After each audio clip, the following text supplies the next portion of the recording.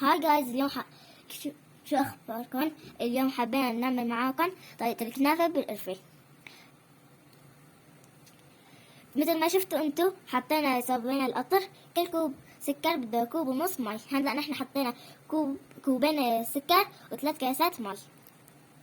وعندنا هون مقادير الكنافة رح نجهزها معاكم: كاسة سمنة مذوبة، ظرف فانيلا، سكر بودرة، قرفة، سمن عربي، كنافة، واخيرا قشطة. هون بعد ما داب السكر عن القطر رح نحط رشة صغيرة ملح الليمون، بعدين رح نعيفها دقيقتين ونشيله حتى يبرد. هون بنحط الكنافة بحضرة الطعام وبنفرمها ناعم. وبعد ما طحنا الكنافة بنجيب البايركس بندهنها بزبدة أو بسمنة. وبعد ما سوينا الكنافة طحناها ناعم رح نجيب المقادير ونحطها فرن: سكر معلقة ونص، فانيلا ظرف واحد،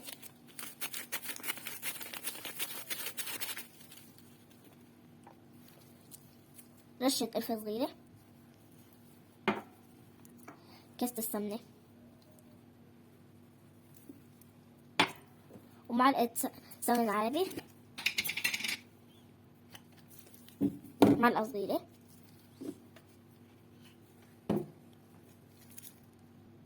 وبعد ما حطينا المقادير نفرك الكنافة مع المقادير لحتى تتشرب كل شي.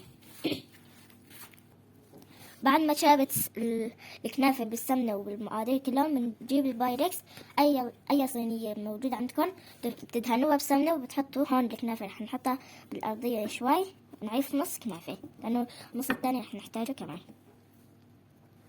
لازم نكبسها كتير منيح مشان تطلع معكم قطعة كاملة.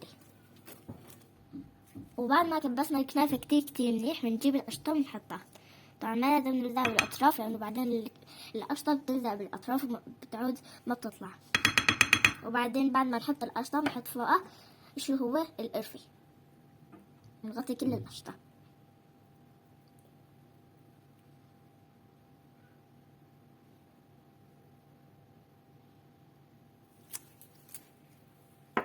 وبعدين بنجيب الكنافة اللي عرفناها بنحطها فوق الكريمة، بنمدها هيك لحتى تغطي كل الكريمة ما تبين الكريمة.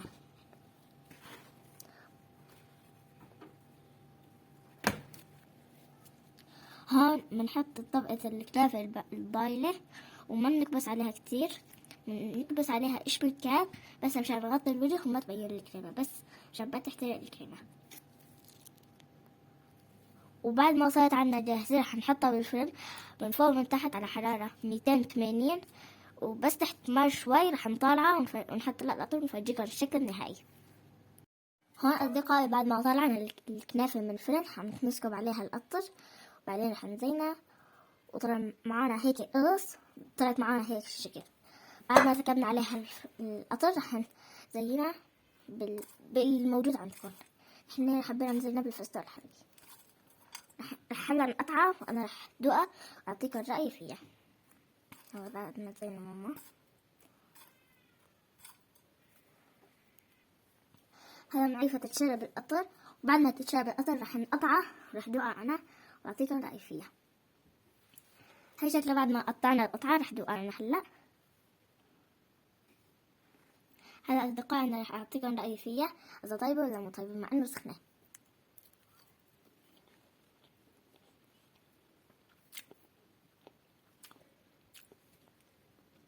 عن جد طيبة، عن جد جربوها كتير طيبة. أصدقائي المتابعين فرجوا هذا الفيديو كتير لايكات، وما تنسوا تحطوا لايك وشير سبسكرايب. بدي لكم باي.